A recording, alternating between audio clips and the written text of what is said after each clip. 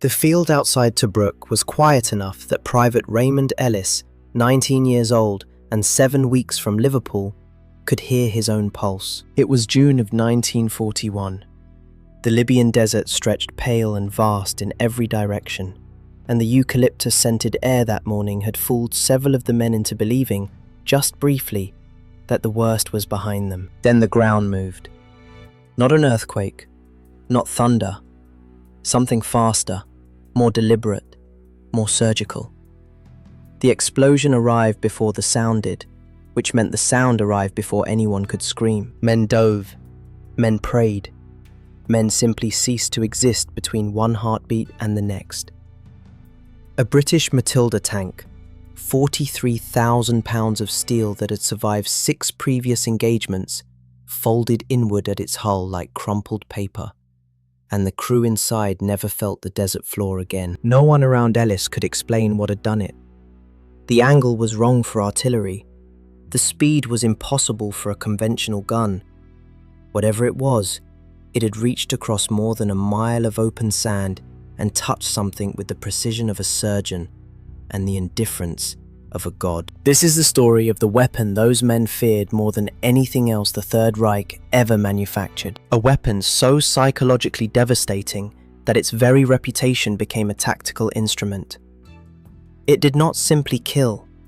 It redefined, in the minds of every Allied soldier who faced it, what killing was allowed to mean. The Germans called it the 8,8, the 88.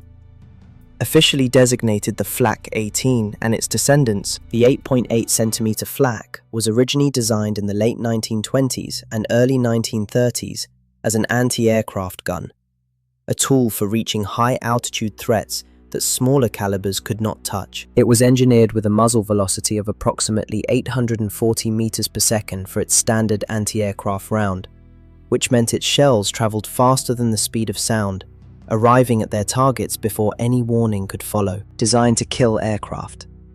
Deployed, as history would prove, to kill almost everything else. The weapon entered combat for the first time not in the Second World War, but in the Spanish Civil War, where German forces of the Condor Legion tested it in the late 1930s under the fiction of volunteer deployment. By the time the Wehrmacht rolled across Poland in September of 1939, German commanders already understood something the rest of the world would spend years learning in blood. This gun, when pointed at the ground and aimed horizontally, could penetrate the armor of virtually any tank then in existence. The technical specifications were not a secret. The psychological weight of facing them was something no document could prepare a soldier for. Sergeant Harold Tanner of the 4th County of London Yeomanry had been inside enough tank actions to understand that the sound of a near miss was different from the sound of a hit. A near miss rattled the hull, bounced the crew, sometimes drew blood from a bitten tongue or a head knocked against the breech. A hit was different. A hit was silence. Not the silence that follows a loud sound, but the silence that precedes comprehension. The moment between sensation and understanding when the human brain has not yet agreed on what it is experiencing. His Crusader tank was moving in open formation with 3 others on June 12, 1942, in what would later be remembered as part of the catastrophic Battle of Gazala. The 88s were positioned behind a concealed ridge, dug low into the sand, their long barrels raised to just above the desert's lip. The Germans had developed a specific tactical deployment. They called it the pack front technique, grouping the 88s alongside anti-tank guns in overlapping fields of fire so that a tank attempting to maneuver away from one gun drove directly into the kill zone of another. It was not merely a weapon, it was a geometry of death. Tanner's tank commander saw the first flash. One of the Crusaders to the left disintegrated. The round had entered at approximately 2,000 meters, struck the hull just below the turret ring, and the resulting explosion sent fragments of the 2-inch armor plate outward at velocities that shredded anything organic inside. Tanner gave the order to reverse and turn. His driver complied. The ground to the right erupted. The ground to the left erupted. The pattern was deliberate. The gun crews were walking their fire, adjusting, following. He later described in a debriefing report that the most terrible part was not the explosions themselves, but the knowledge that something was watching him, correcting, patient. That patience was the 88's most devastating feature. It did not panic. It did not miss twice. By the summer of 1942, the 88 had achieved a status among Allied tank crews that transcended normal battlefield fear. It had become mythological. British tank commanders in North Africa developed a specific dread of the silhouette. That long, thin barrel at a low angle, those large wheeled carriages, that was distinct from how they feared other weapons. A mortar could land anywhere. A machine gun could be suppressed. The 88 at operational range was a sentence, not a threat. It penetrated the armor of the Matilda and Valentine tanks that formed the British armored backbone with terrifying consistency. Later, during the Normandy campaign of 1944, even the heavier Allied Sherman tanks, the workhorses of American armored divisions, were vulnerable. American tank crews began calling the Sherman by a nickname that the Army discouraged but could not suppress, the Ronson, after the cigarette lighter, because it lit first time, every time. A hit was different. A hit was silence. Not the silence that follows a loud sound, but the silence that precedes comprehension. The 88 existed in multiple variants across the war. The Flak 18, the Flak 36 and 37 with their improved carriages, and most fearfully the Flak 41, which increased muzzle velocity and penetration yet further. In its anti-tank configuration, it was redesignated the Pak 43, and in this form, it armed the Tiger I and Tiger II heavy tanks, making those vehicles nearly invulnerable at standard engagement ranges, while capable of destroying enemy armor at distances where the enemy could not effectively respond. This was not merely technological advantage.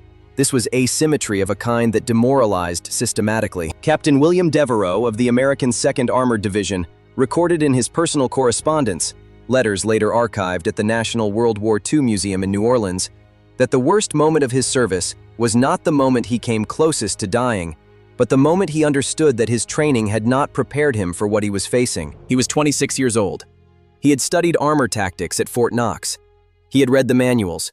He had practiced.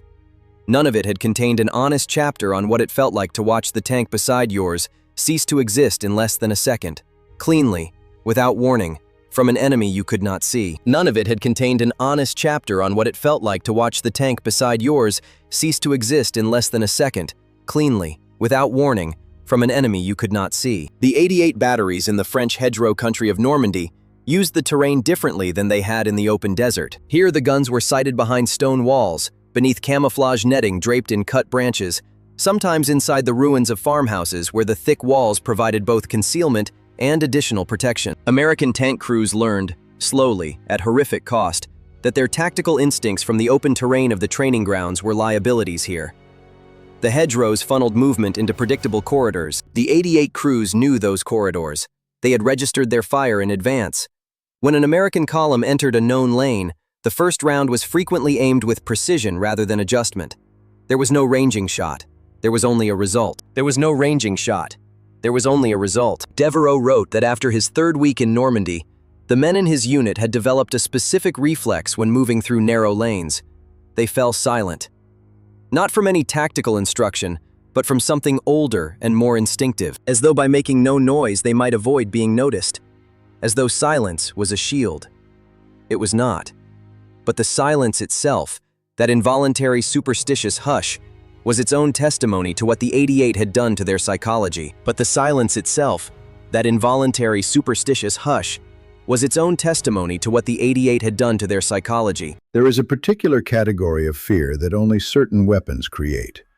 Not the fear of pain, not even the fear of death, but the fear of irrelevance, the sensation that your training, your courage, your decisions, your movement, your everything is simply insufficient against the mechanism pointed at you. The 88 created that fear more completely than almost any other weapon of the Second World War.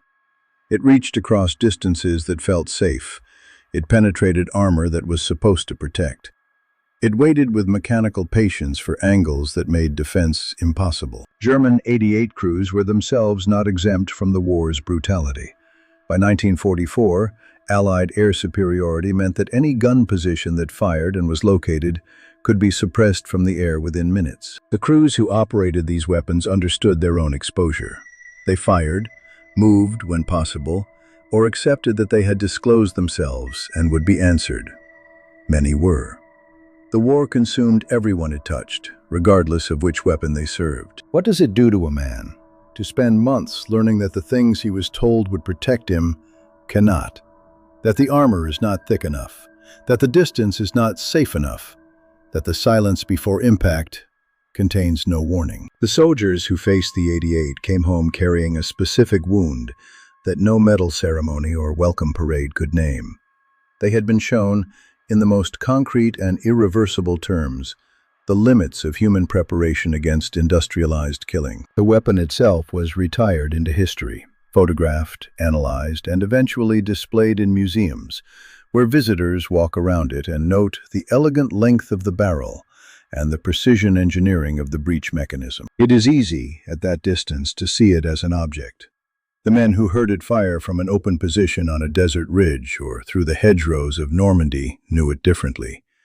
They knew it the way you know something that has rearranged the architecture of how you understand safety and survival. Not as a thing in a museum, as a sound that arrived before comprehension, as a geometry of death that had been thought through by other human beings carefully, with drafting instruments and ballistic calculations, with the specific intention of ending you before you could respond. This is what modern warfare added to the ancient human experience of conflict. Not merely new ways of dying, but new kinds of knowing. The soldier who survived the 88 came home older, not in years, but in the specific, irreversible understanding of what precision and patience in the service of destruction could do. He carried that knowledge quietly, the way men carry things they cannot explain to anyone who was not there. In the silences of ordinary life, the stillness before a car door slams, the pause between a flash of light and the sound that follows, the reflexive readiness that never quite leaves. Some things, once learned, cannot be unlearned. The 88 taught its lessons completely.